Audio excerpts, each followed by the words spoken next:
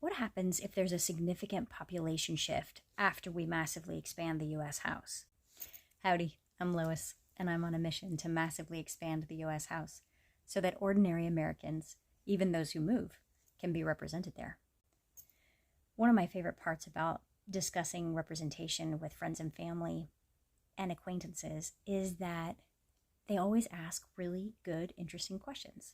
So, for example, I was at a birthday party and I was talking with a brother in law who is also a very smart guy. I mean, the word genius comes to mind. And his question was about what happens when people move. Do we want to take a census more often than every 10 years?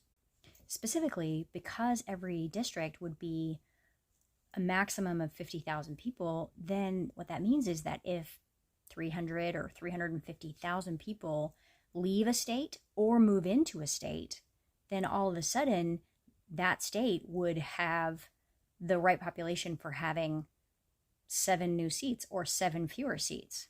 It's kind of a big deal. Well, that would be a much smaller fraction of that newly expanded house. Really, it would only be 7 seats out of over 6,000. So as a fraction, it's really not a big deal. So it also takes a lot of pressure off of the US Census Bureau. We know that counting is hard, that people sometimes don't want to respond to surveys. People are not available when the census taker comes by. This massive expansion and making the district so much smaller means that all of the errors just have less weight.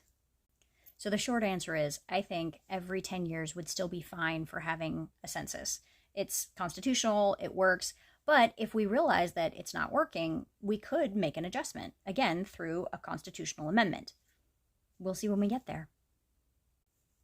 So what about you? What are your thoughts on the census? And what are your thoughts on how a massively expanded US House would treat the errors that are in the census?